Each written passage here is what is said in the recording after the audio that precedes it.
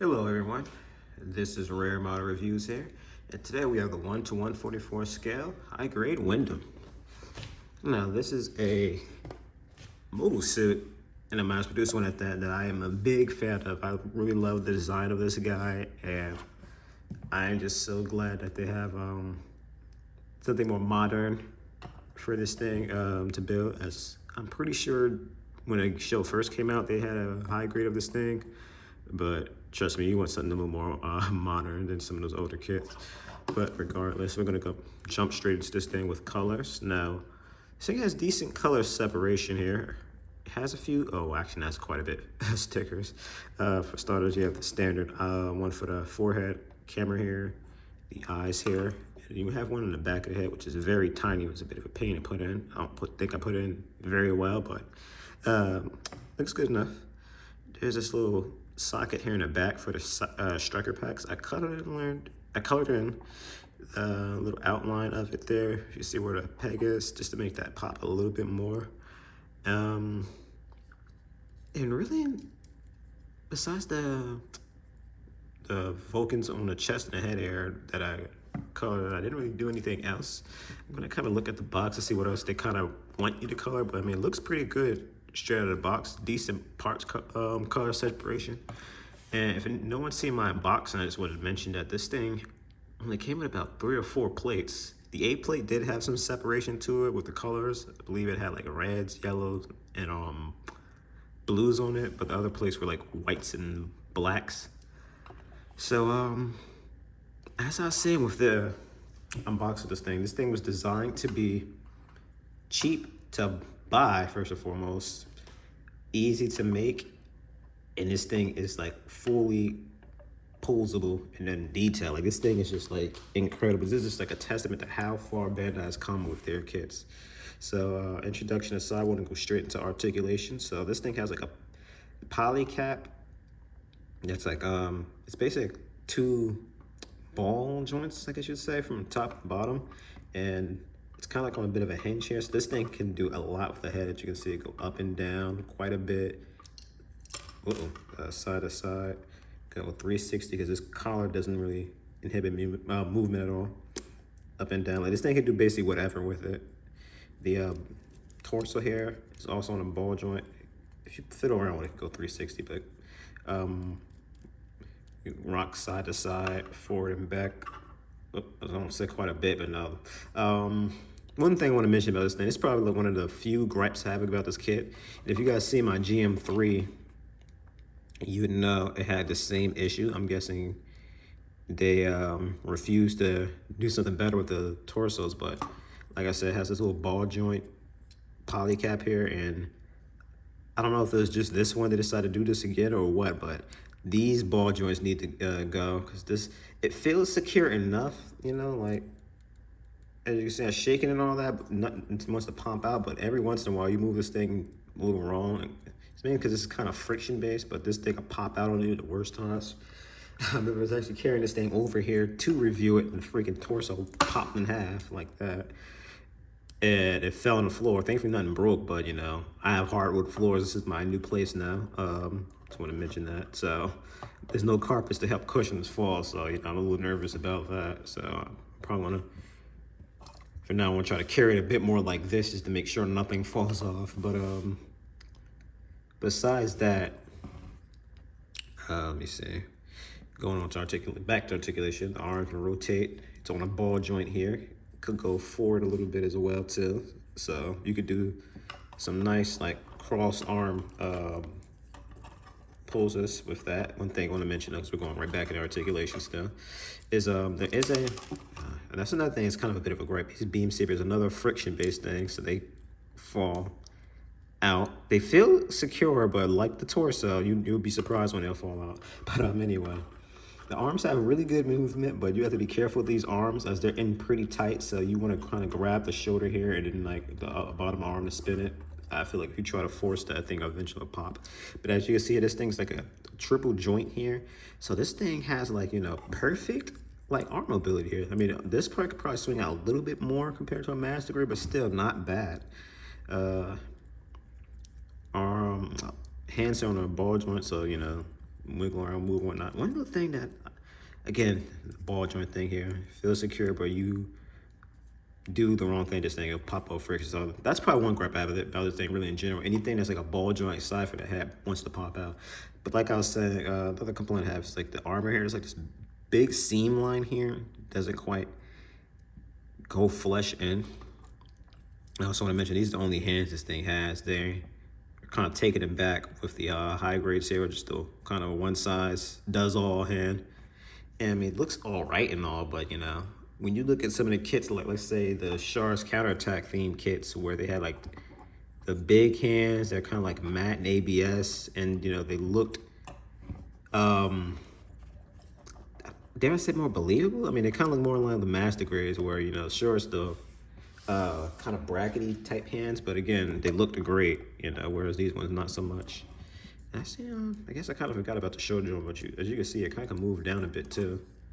So again, this thing just has like a lot of mobility you can do with this thing. And I don't think if I want to keep putting this beam saber back on, you freaking tap it, it'll come out. But going on to the shoulder, the waist movement here. So you can go up like that. Guess I could go 360. Yeah, go 360. Let me see. You have the front armor here. Move all the way up like so. The back armor here is doesn't move. Now the leg articulation here is very great. Again, this is what I was saying before. This thing has a max articulation, and this is a kit, by the way, you could build in like an hour. I think it took me maybe 3 hours to build this thing, and that, again, that's me being distracted watching movies and whatnot while I'm doing it. So I'm like constantly glancing over. As you can see, this thing can do a full split. Actually, hold on. I mean, I don't think this can be understated. I mean, some of the more mobility is a little bit hindered by the armor and whatnot, but again, even then, you can still kind of fiddle around with this thing, and you know, like you can see here, you kind of move it around here, and this thing can do like, you know, some pretty nice poses. The leg, if you fiddle around with stuff. I think this is just gonna be a pretty short review. I would not waste my time sitting here putting this beam saber on 1 billion times. Should do a counter for how many times it fell off. Anyway, you know, you can get a nice, you know, big bend out of the knee here. Because again, this is triple jointed. Now the other one wants to fall off.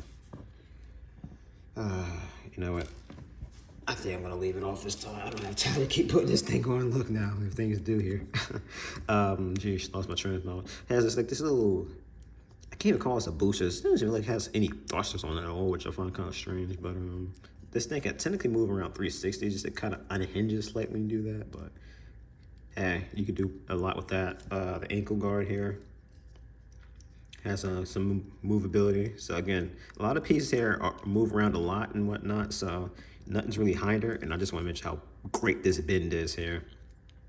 I love kits that have like nice bends like this. Like this lets the feet point like totally down, like on its tippy toes. So this is great for like aerial poses. And you definitely want to get this guy on an action base. Which is speaking of which, oh, so there it goes. This thing's popping off unexpected time. So there's a little peg there to put this thing in an action base for.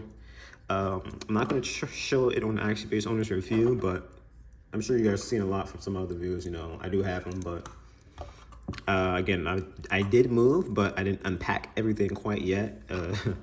Thankfully, I had my tripod in a pretty decent spot, so I was able to, you know, get it out for this review here. But again, like, I think that pretty much covers articulation, but I think you guys kind of have an idea here where I'm going, where this thing has nice articulation. It's cost like 15 bucks. You can build it like an hour, maybe even less, if you really focus. And for the most part, the nubs aren't too bad. There are some, like if you could make it out, like there's some right here, like on this top shoulder piece here, and there's quite a few on the back, but it's more so this piece right here, these little aquamarine pieces that are really bad, but everything else for most parts, you know, you have to really sit here and look. Those are only things that I can really make out from just a glance that are really bad. But I'm gonna go into our accessories here.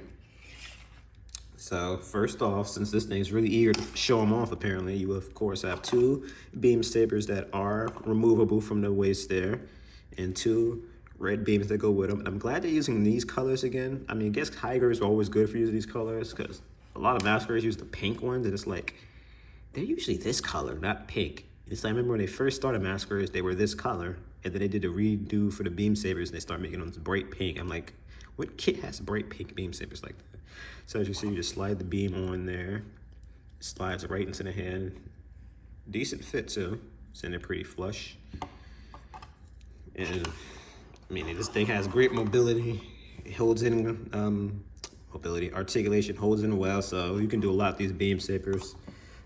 So you, of course, would just take that out, slide that right back in this little bracket here, and hopefully it stays there this time, doesn't want to fall out.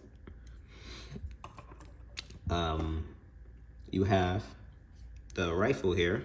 Fortunately, this is just three pieces. You slap this thing on here, and then you add on this little scope. But this little swivel right here does not move. So to get this thing in the hand, you just want to take it out, get rid of the little back for the hand there, put it in. This actually holds in pretty well, by the way, even without the back piece, but still look crazy without it.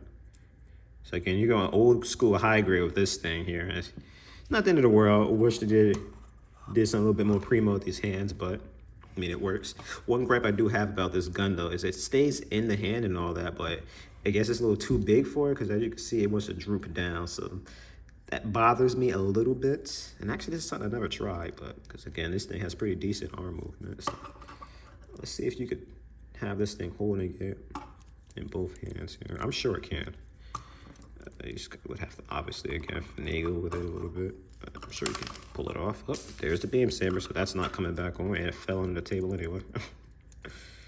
Swear I didn't touch it. But yeah. Yeah, so you could have this thing holding the rifle in both hands. Waist wanted to come off. So yeah, very nice. And this is one of the rare kits that has a big enough rifle where it warrants it holding it in two hands. So next accessory, okay, we have is the shield. So the shield actually has two little grooves here, so you could swivel it out, put it on two different parts of the arm here, and there's a little peg in the back of the arm you put it in. So you could of course have it holding the shield to the side, like so. Or again, you can take it out, put it on the back. Oh, and there's also two little grooves there too. So you can have it more of a blocking pose. The other beam saber, of course, fell out. And for the last accessory here, we have the Jet Striker pack, which has a lot of mobility. First and foremost, it has this little piece here that swivels it to the back. And then you can have the wings here. Oops. That move up and down, like so. And all these, as you can see here, the rockets here, these can come out. It's gonna be the same for the other side as well. And so you kind of show these. I'll show these off. Unfortunately, these are all one just solid piece molded in black. They're supposed to be different colors than this, but if you are bothered by that, you obviously will be able to paint it. And like I mentioned before, or showed off before, you have a little peg here. You just put that right in. It's a nice, solid, secure fit. And again, you can do, like, thanks to the mobility of this thing, you can do, why do I keep calling it mobility? The articulation of this thing, you can do a lot with it. You know, you can have it straight down like there, so it looks like a pair of wings, or you can have it the way it's supposed to be, where it's, you know, more like the L structures where it points back. And it's not very back heavy with this thing either, because this thing's like pretty light. And again, I mean, that's pretty much it, you know. If you guys couldn't tell already, I highly recommend this thing. You know, it's like 15 bucks. It's compatible with the Dagger L, which I will build and review next. And honestly, this is the type of kit that is like, you see what Bandai was doing with it. They've been doing this a lot these last couple years or so. They're making these cheap kits that are easy to, and fun, I want to admit, to build. And it's like, you can even tell from the box of this thing, where it just shows this thing with a dozen of them. They want you to build an army of these things to show off. And honestly, I can't say I'm not tempted to do that. And like, if they want to do any more variations of any of these guys, maybe make the original Dagger from Seed, Gundam, I'm all in. So this is Rare Model Reviews here, guys. Like, comment, and subscribe. And I highly recommend this thing. So I'll see you all in the next review.